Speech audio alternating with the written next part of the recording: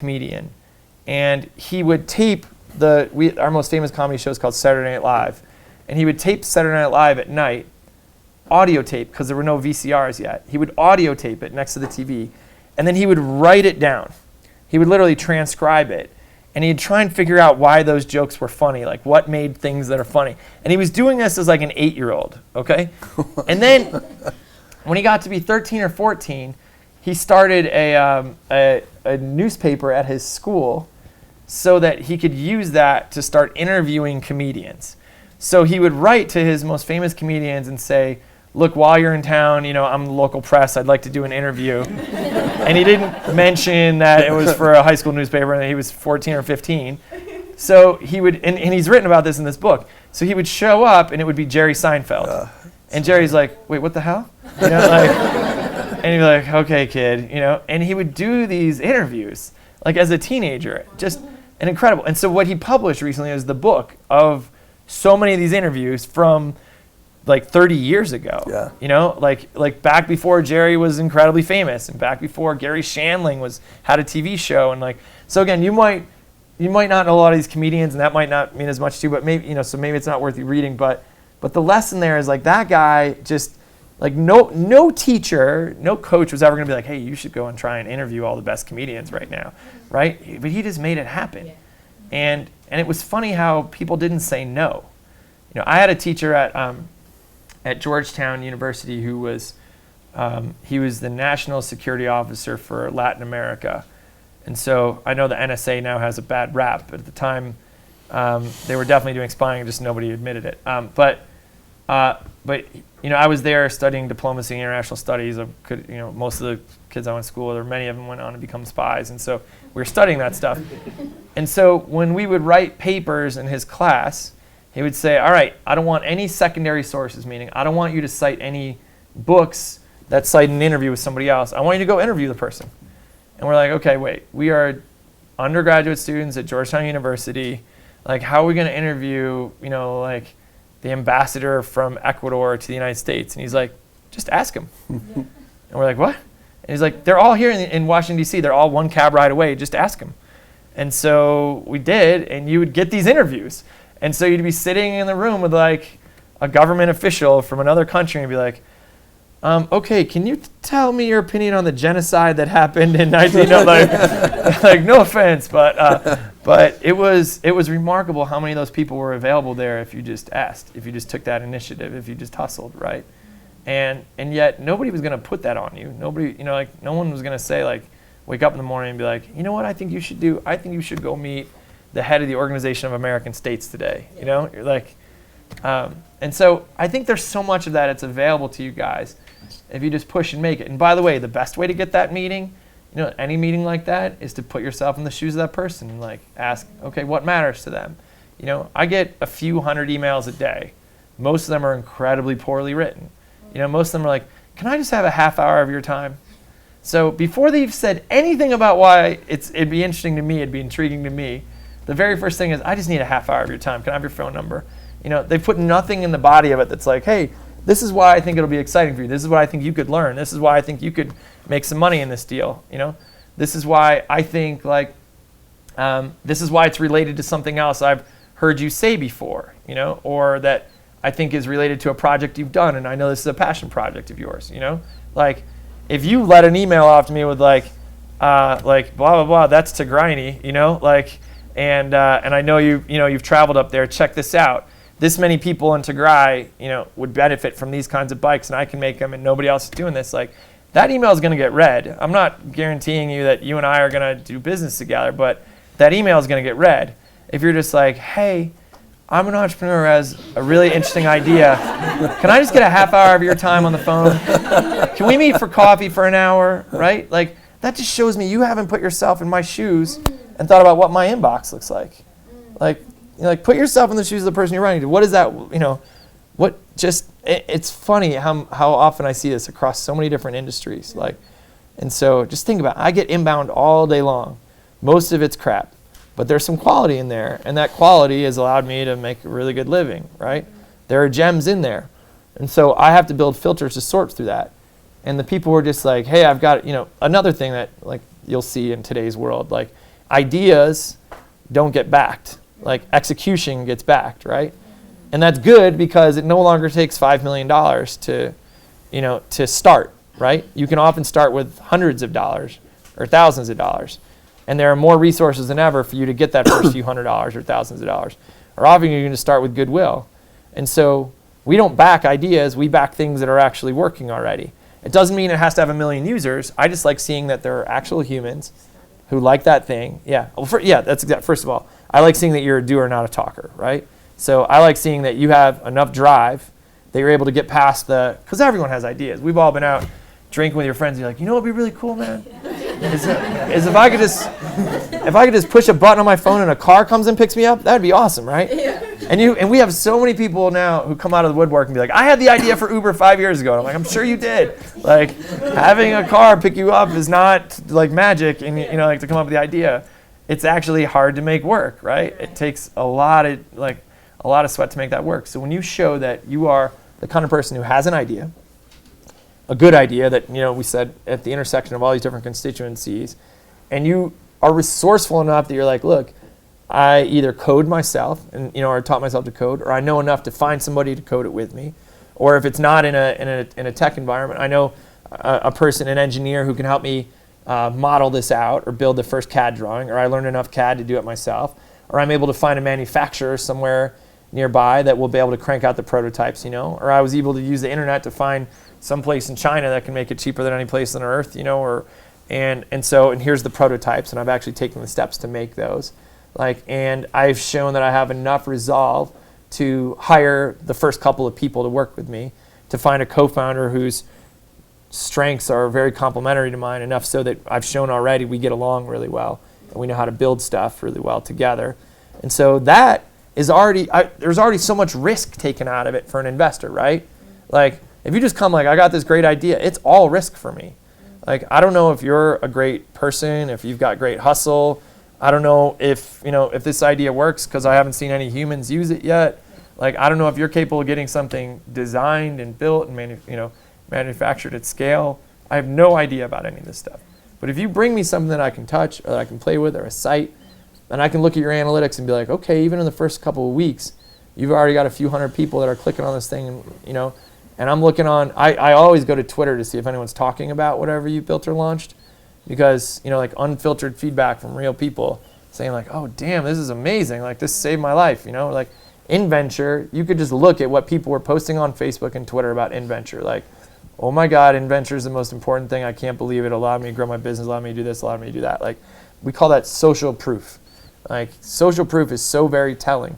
And so if you have something that's kind of out the gate already, then people can talk about it, and that really de-risks it, right? So now I'm less worried about all of that. I'm less worried about your hustle. I'm less worried about, are you the kind of person who can attract other people to work with you?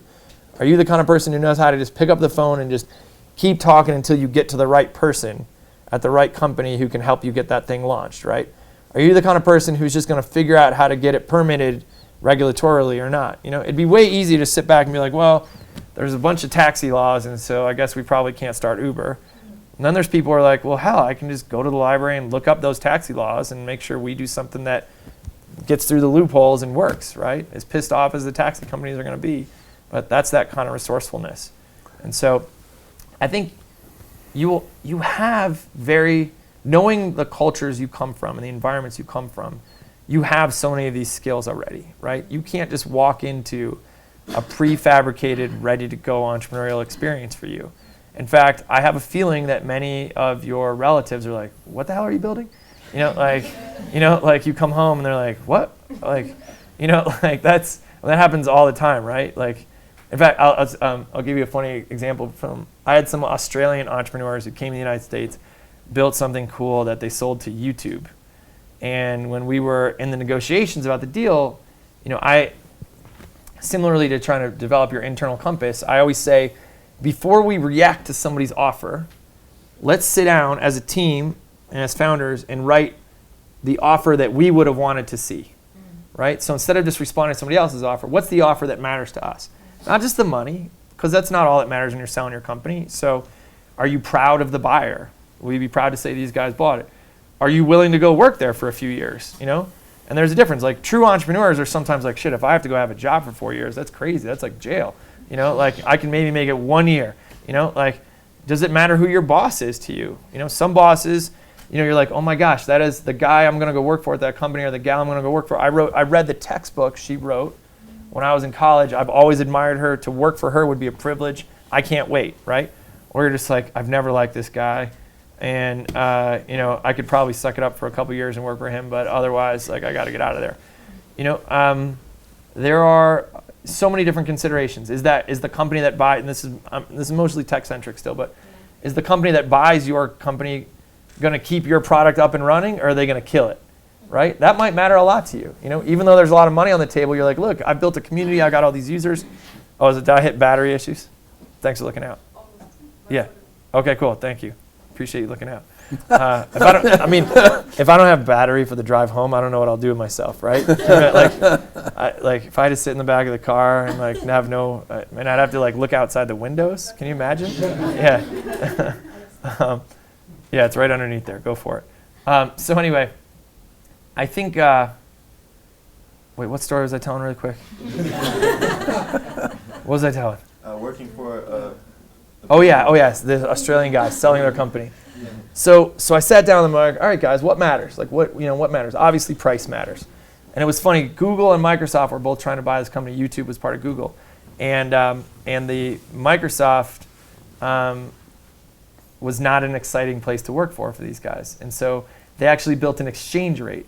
They said like, one Google dollar equals 1.5 Microsoft dollars. So that basically they would need a 50% higher offer to go work at Microsoft than what Google's was. So like, okay, we'll write that down. And we were going down the list, and one of the things they really, really wanted was, they said, when this company gets bought, and there was only 3 guys working in the company, they said, we want Google to issue a press release and put our individual names in it. And I was like, guys, that's weird. Google doesn't do that. And I was like, that's kind of like self-serving, self-promotional. And they're like, no, this really matters to us. And I was like, why does it matter to you? Like you like want to brag to potential girlfriends that you sit, and they're like, no. And I was like, well, I'm not into it. And one of the guys was like, well, let me tell you why it matters to us. We were 3 geeks in a town in Australia who grew up together in a place where we were the kids who got beat up and pushed into the lockers. You know, our parents never understood what we did. They paid all this money to send us to school at Stanford and, you know, on the West Coast, and had no idea why we were doing that. And we really want to be able to send something home to our parents that they can print out and put on the refrigerator. And I was like, oh shit, that does matter, right? And so we go into the negotiation with Google, and we're like, all right, we're going to need this, and we're going to need their names in the press releases. And those guys are like, bullshit, nobody ever does that. We're not going to do that. And I was like, so these Australians, like, we went into this negotiation, and we were like, we need this, that. I was like, and we need their names in the press releases. And the guys at Google were like, no, we're not going to do that. And we're like, okay, we're out of here. And they're like, wait, you're willing to walk away from, you know, a $15 million acquisition of this company because your names aren't in the press release? Are you serious? And we're like, yeah. And we told them why it mattered, and they could just smell that. You know, like, oh God, okay, yeah, well, and they did. You can find, it was called Omnisio, and you can find the press release with the 3 guys' names in it. But anyway, I just think knowing these things that matter to you, understanding what's most important to you, it reflects well. Think about all the way back when you first started like dating, right? So, you know, like you're laughing, but think about like the first time you want to really ask a girl out. You're just like falling all over yourself. Like, I'm gonna write a poem. I'm gonna buy some candy. You know, whatever. Like, oh yeah, you're like, yeah, exactly. That's exactly what I did. And you're like, but that, you know, she smells a little desperation there, right? So she's not as interested, right? But if you walk up to somebody and without any conceit, without being cocky, you're like, I like you. I think it'd be cool to hang out. I'd love to go on a date, but, you know, but I could also just go hang out with my buddies on Friday. We were gonna go do this thing anyway. Like, I'm not, you know, there's no desperation there. I can definitely admit, like, I like you. I think you're great, and I respect you a lot. But I got options. Like, suddenly, you know, on the other side of that transaction, somebody's like, oh shit, he's got choices. He's got like, there's options there. Like, okay, I got to dig into this, right? The rest of your business career is that same way. You can, you know, there is this delicate balance where you can be bold about, you know, your hustle, about the initiative you're taking, about how much value you know you bring to the table, and at the same time, you're making sure that that people know, like, you don't necessarily need that one thing. You don't have a single point of failure. You're not completely dependent upon them. And we're attracted to that in people, right? That goes across cultures, right? We are attracted to the people who could benefit from us but don't need us deeply, who aren't dependent upon us, who together with us would be better, but who wouldn't drag us down and who wouldn't just pull all our resources off us, right? You think about that in friendships, relationships, business, that's who it is. And so that's how 3 guys from Australia who were total geeks were able to walk into a negotiation with YouTube and just be like, our name's got to be in the press release or we're out of here. You know, and I think Google wasn't used to being talked to like that, right? And it wasn't because like, yo, we're cocky and I want to get famous for this. It was because this is what matters to me, so I'm going to be honest and candid with you about it, and these are where my values are, and if you can't get your values aligned with mine, we're not going to have a deal there. And I think if you live your life with that kind of code, you will find yourself exceptionally successful, and you'll find yourself in much healthier relationships personally and work-wise, right? When there's that mutual benefit and respect and lack of dependency, that's when you'll find that, I mean, the very best negotiators in the world, I have found, are my engineers who aren't actually good bullshitters. Because, so what we do, you know, we go down and we're like, okay, what do we need? What do we need? And then I actually put them in the room, and they're not like, they don't have a big presentation, they're not any wavy bullshit. They just know what for them matters and what doesn't. And the bullshit guys on the other side of it are just completely flustered by it. They're like, you know, like when Travis Kalanick, who's an engineer, was being, you know, he wasn't our original CEO at Uber. He was being promoted to be CEO, and I had to negotiate his deal. And it was very early, and Travis said, okay, I was like, all right, how much of the company are you going to need? And Travis said, 23%. I was like, okay, that's a lot. So tell me how you get to that number. And he's like, that's just the number. And I was like, all right, but what math did you use? Like what, you know, like how'd you? And he's like, no, there's no math. That's the number. I was like, I remember exactly where I was standing too. I was like in a parking lot of a Home Depot in West Sacramento. And I was like, holy, he's real about that. And I was just like, where do I go? How do I negotiate just a number that just came out of thin air? And he was just so confident that that was the number that, I mean, and then I'm just like, okay, anything I say now is almost like a rejection of the founder, CEO that we really want. I mean, like, it made me uncomfortable. He got 23%. Like, he's worth like $5 or $6 billion on paper now. And so anyway, it's I think having that kind of internally driven confidence, not cockiness, but just that confidence, will go a long, long way. I have this principle I call bold humility.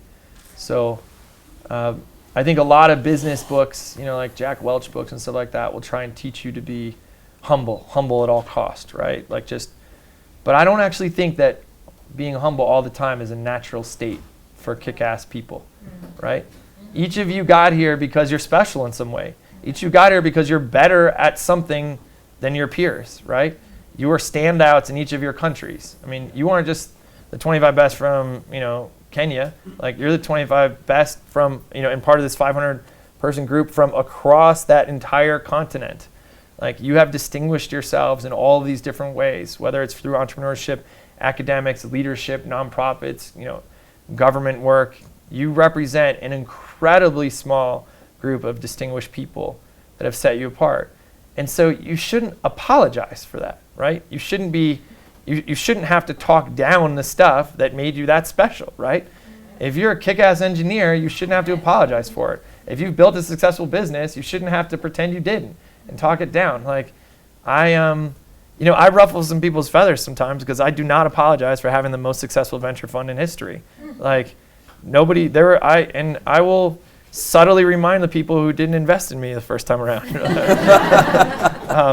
You know, but together, in conjunction with that, where we get screwed up as a leader, or we get screwed up as a young manager, is we feel that we have to carry that across every aspect of our life and our business life and our personal life. And that we're very afraid to show there are things we're not the best at because we think that'll make us look weaker.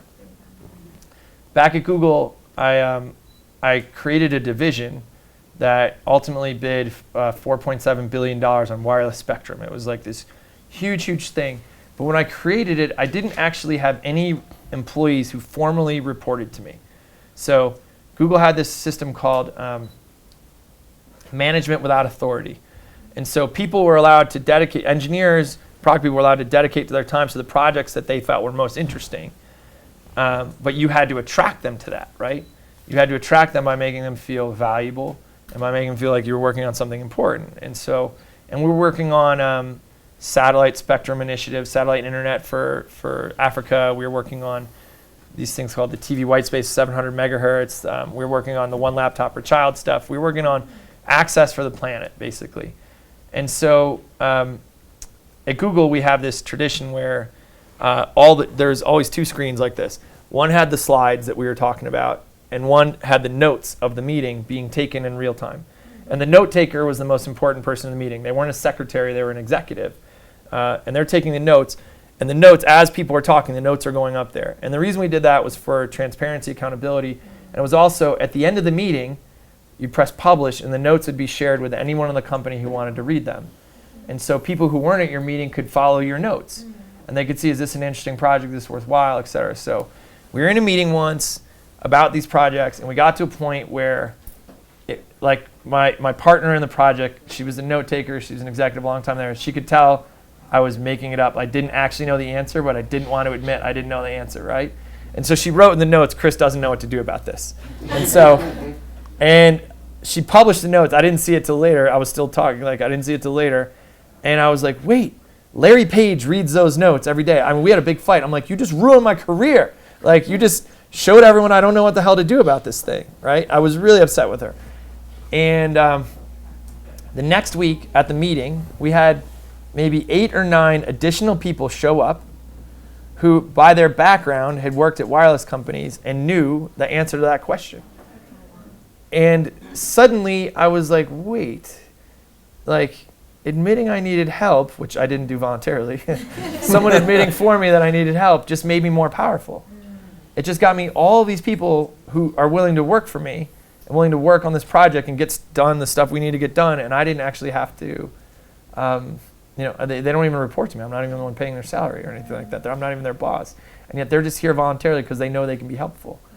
And so this principle, bold humility, is don't apologize for the things where you know you're the very best, where you know you did them not by accident, by sheer drive, hustle, ambition, talent, But at the same time, know where that line stops, where you're not the best at something, and then don't be afraid to candidly ask for that help there.